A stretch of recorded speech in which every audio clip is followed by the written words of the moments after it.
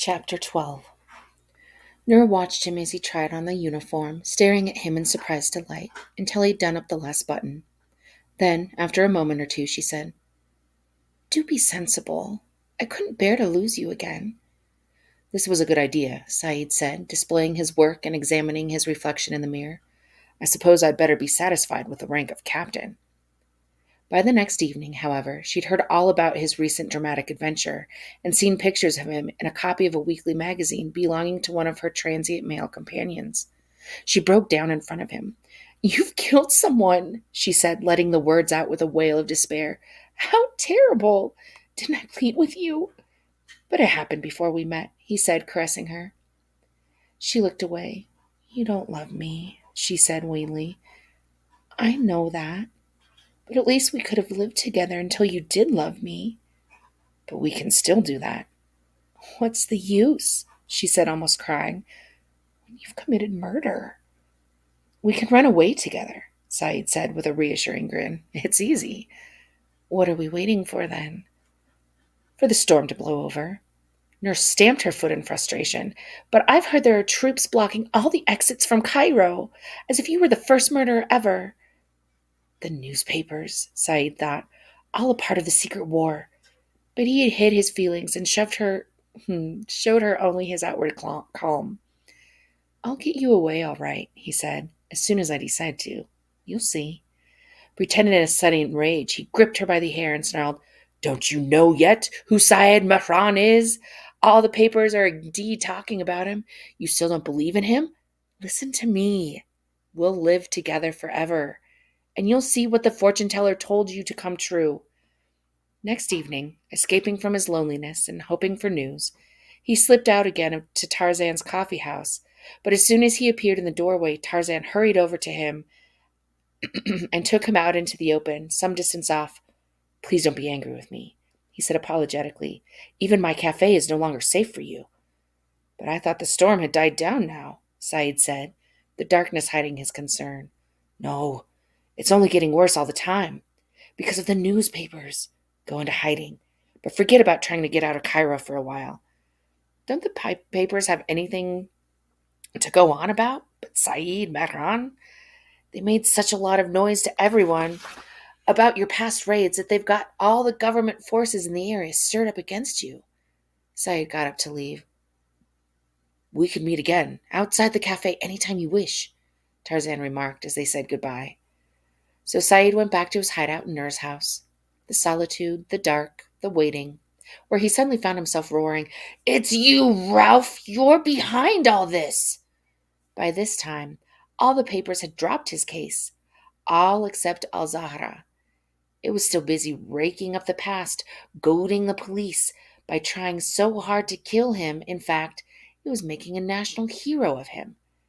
Ralph Ilwan would never rest until the noose was around his neck, and Ralph Ilwan had all the forces of repression, the law. And you, does your ruined life have any meaning at all unless it is to kill your enemies, Eilish Sidra, whereabouts unknown, and Ralph Ilwan in his mansion of steel? What meaning will there have been to your life if you fail to teach your enemies a lesson? No power on earth will prevent the punishment of the dogs. That's right, no power on earth. Ralph Ilwan, Saeed pleaded aloud, tell me how it is that time can bring such terrible changes to people. Not just a revolutionary student, but revolution personified as a student. Your stirring voice, pitching itself downward toward my ears as I sat at my father's feet in the courtyard of the building, with a force to awaken the very soul. And you talk about princes and pashas, transforming those fine gentlemen with your magic into mere thieves. And to see you on Mudira Road, striding out amidst your men you called your equals as they munched their sugar cane in their flowing galabayas, when your voice would reach such a pitch that it seemed to flow right over the field and make the palm tree bow before it, unforgettable. Yes, there was a strange power in you that I found nowhere else, not even in Sheikh Ali al-Junaidi. That's how you were, Ralph. To you alone goes the credit for my father's enrolling me in school. You'd roar with delighted laughter at my successes. Do you see now? You'd say to my father. You didn't even want him to get an education. Just you look at those eyes of his. He's going to shake things to their foundations. You taught me to love reading. You discussed everything with me as if I were your equal. I was one of your listeners at the foot of the same tree where the history of my love began. And the same time, at the times themselves were listening to you too. The people, theft, the holy fire, the rich, hunger, justice. The day you were imprisoned, you rose up in my eyes to the very sky. Higher still when you protected me the first time I stole, when your remarks about theft gave me back my self-respect. Then there was the time you told me sadly, there's no real point in isolated theft.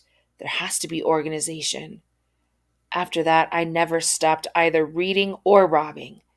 It was you who gave me the names of people who deserved to be robbed, and it was in theft that I found my glory, my honor, and I was generous to many people, Eilish Cedra among them. Saeed shouted in anger to the darkened room. Are you really the same one? The Ralph Ilwan who owns a mansion?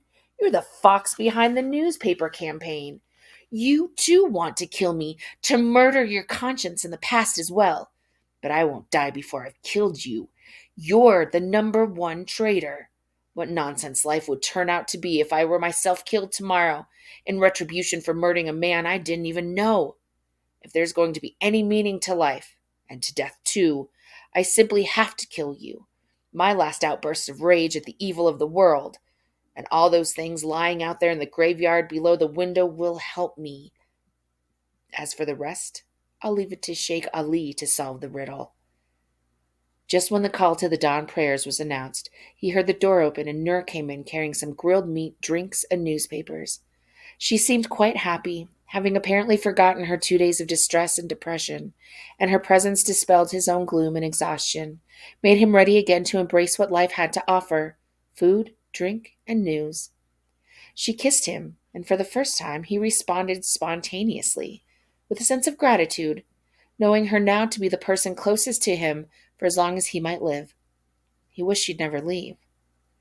He uncorked a bottle as usual, poured himself a glass, and drank it down in one gulp. Why didn't you get some sleep? Noor said, peering closely at his tired face. Flipping through the newspapers, he made no reply. It must be torture to wait in the dark, she said, feeling sorry for him. How are things outside? He asked, tossing the papers aside. Just like always. She undressed down to her slip, and Saeed smelled powder moistened with sweat. People are talking about you, she went on, as if you were some storybook hero. But they don't have any idea what torture we go through. Most Egyptians neither fear nor dislike thieves, said Saeed as he bit into a piece of meat. Several minutes passed in silence while they ate, and then he added, but they do have an instinctive dislike for dogs. Well, said Noor with a smile, licking her fingertips, I like dogs. I don't mean that kind of dog. Yes, I always had one at home until I saw the last one die. That made me cry a lot, so I decided not to have one again. That's right, said Saeed. If love's going to cause problems, just steer clear of it. You don't understand me. Or love me. Don't be like that, he said, pleading. Can't you see the whole world is cruel and unjust as it is? Noor drank until she could hardly sit up. Her real name was Shalabiwa, she confessed. Then she told him the tales of her of the old days in Bulyana, of her childhood amidst the quiet waters, of her youth, and how she'd run away. And my father was the Umda, she said proudly, the village headman. You mean the Umda's servant? She frowned, but he went on. Well, that's what you told me at first. Nur laughed so heartily that Saeed could see bits of parsley in her teeth. Did I really say that? She asked. Yes, and that's what turned Ralph Ilwan into a traitor. She stared at him uncomprehendingly. And who's Ralph Ilwan? Don't lie to me, Saeed snarled. A man who has to stay in the dark waiting by himself? A man like that can't stand lies. 13. A little after midnight, with a quarter moon shining faintly in the west, Saeed headed off across the wasteland.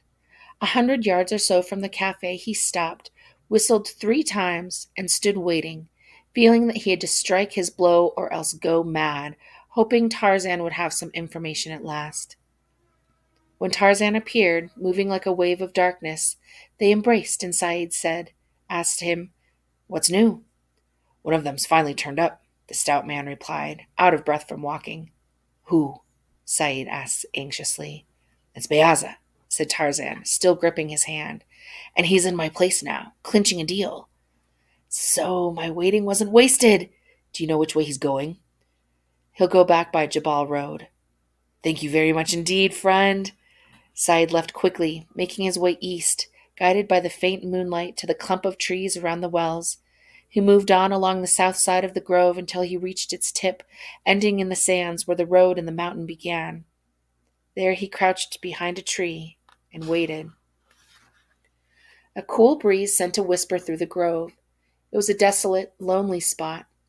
Gripping his revolver hard, he pondered at the chance that might now be at hand to bear down on his enemy and achieve his long-awaited goal. And then death, a final resting place. "Eilish Sidra," he said aloud, heard only by the trees as they drank in the breeze.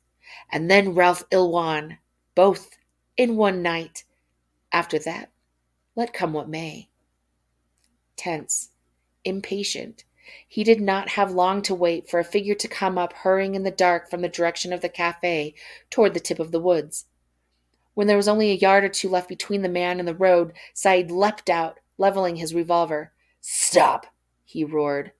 The man stopped as if hit by a bolt of electricity and stared at Saeed speechless. "Beaza, I know where you were, what you've been doing, how much cash you're carrying." The man's breath came forth in a hiss, and his arm made a slight hesitant movement, a twitch. "The money's for my children," he gasped. Saeed slapped him hard across the face, making him blink. "You still don't recognize me, Beaza? You dog!" "Who are you? I know your voice, but I can't believe—" Beaza said, and then cried out, "Saeed Mehran!" "Don't move. The first move you make, you're dead." "You kill me? Why? We've no reason to be enemies." "Well, here's one," muttered Saeed, stretching his hand to reach into the man's clothing, locating the heavy purse and ripping it loose. "But that's my money. I'm not your enemy." "Shut up. I haven't got all I want yet." "But we're old pals. That's something you should respect." "If you want to live, tell me where Eilish Sidra is staying." "I don't know," Beaza replied emphatically. "No one knows." Saeed slapped him again, harder than before. "I'll kill you if you don't tell me where he is," he shouted. "And you don't want your money, and you won't get your money back until I know you're telling the truth." "I don't know. I swear I don't know," Beaza whispered. "You liar." "I'll swear any oath you like." "You're telling me he's disappeared completely, dissolved like salt in water?" "I really don't know. No one knows. He moved out right after your visit, afraid of what you might do. I'm telling the truth. He moved to Rod al Farak." "His address?" "Wait, Saeed," he pleaded. "And after Shaban Hussein was killed, he took his family away again.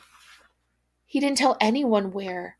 He was scared, all right, and his wife was too, and now no one knows anything more about them."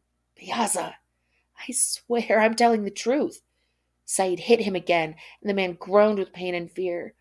"Why are you beating me, Saeed? Goddamn Sidra wherever he may be. Is he my brother or my father that I would die on his account?" At last, and reluctantly, Saeed believed him and began to lose hope of ever finding his enemy. If only he wasn't a hunted man, wanted for murder, he would bide his time and wait patiently for the proper opportunity.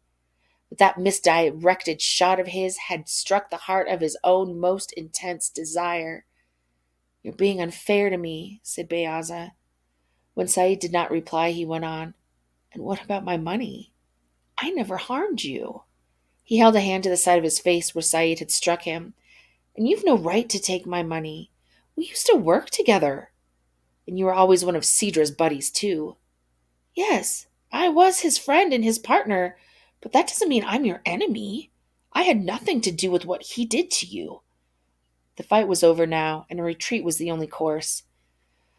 Well, Saeed said to him, I'm in need of some cash. Take what you like, then, said Bayaza. Saeed was satisfied with 10 pounds.